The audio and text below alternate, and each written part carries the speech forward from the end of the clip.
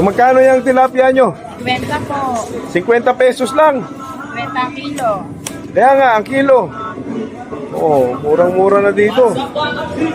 Ito, pagdating nito sa mga kabayanan natin, mga ano na to siguro, 150, 180. Depende sa layo ng paglalakuan. Oh. Sariwan-sariwan din, oh. Mga buhay yung mga tilapia.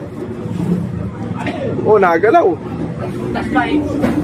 Buhay na buhay. Eh, magkano naman yung inyong bangos? Eh, 113. Lalaki, oh.